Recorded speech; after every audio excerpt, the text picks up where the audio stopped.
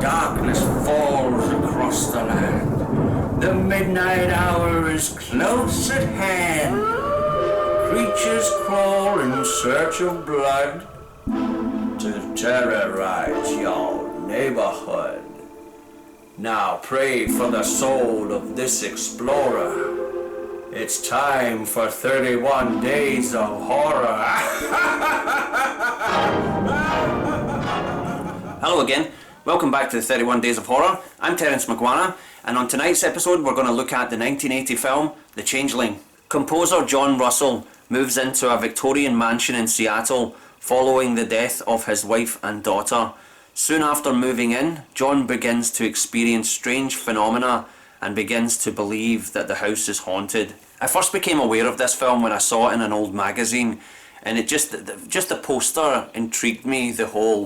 This sort of wheelchair and this tagline, "Did you die in this house, Joseph?"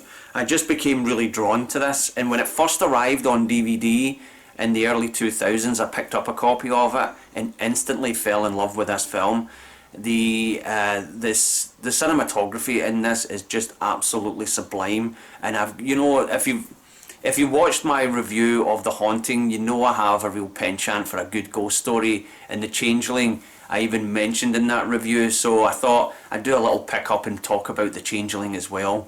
And it is absolutely fantastic. What a brilliant ghost story this film is. And unlike The Haunting, this film isn't as subtle as The Haunting, and there is an element of a sort of murder mystery to it that does get resolved at the end of the movie, and I really enjoy it for that. It's not the same as The Haunting. It doesn't have the same goals that film has, but it definitely has the chill factor.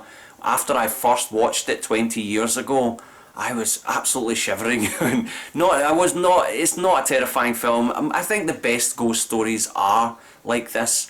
They're creepy, they're chilling, and the Changeling is one of the very best. George C. Scott what a terrific actor. I've always loved George C. Scott in films such as The Hustler, Doctor Strangelove, and Patton, of course. I don't think I've ever seen George C. Scott sleepwalk through a part, and he's a terrific leading character in this. Some of the expressions on his face when he feels the presence of this ghost that is haunting this wonderful mansion is just absolutely captivating. What an amazing performance. Not only does I would say that the cinematographer in this film and George C. Scott's performance are completely and utterly in sync with each other. And when I bought the DVD, after I saw the film, I couldn't wait to hear the audio commentary by the director Peter Medak. Peter Medak is quite an interesting director. I've seen some other films. One of note that I quite enjoy, it's a bit of a guilty pleasure, is Species 2.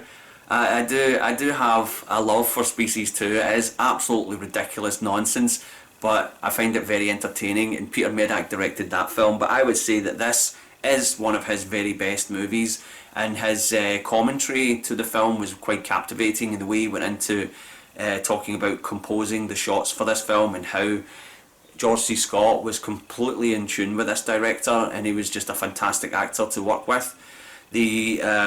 Some of the set pieces in it are just tremendous. What they do with just a simple bouncing ball. There is this sequence, and this isn't a major spoiler, but there is this sequence where George C. Scott has this bouncing ball that used to belong to his daughter, and he feels it's necessary to get rid of this so he doesn't feel that pain anymore. So he drives away to a bridge somewhere and drops the ball off the bridge, and as soon as he comes back to the mansion, the ball comes bouncing down the stairs, right? That's just one of those excellent moments in this movie where you just feel the absolute chill factor.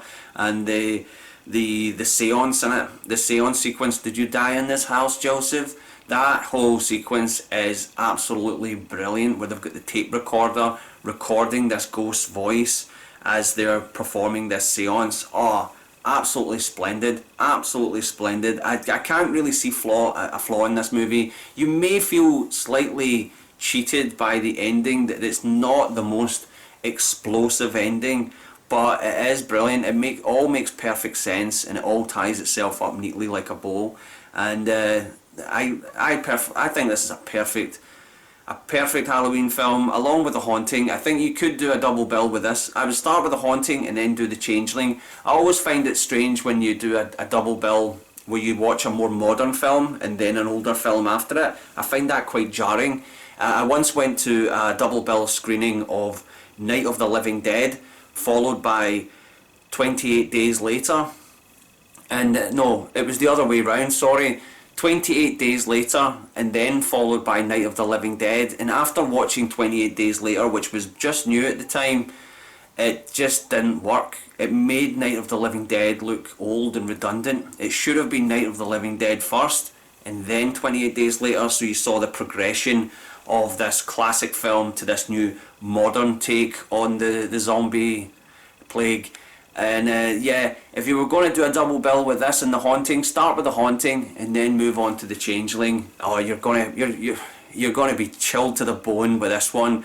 This is Terence McGuana, and if you like this video, give us a like. If you want to subscribe to the channel, hit the subscription button, and I'll be back tomorrow with another horror film for 31 Days of Horror. Really nice talking to you. Thank you very much. Good night.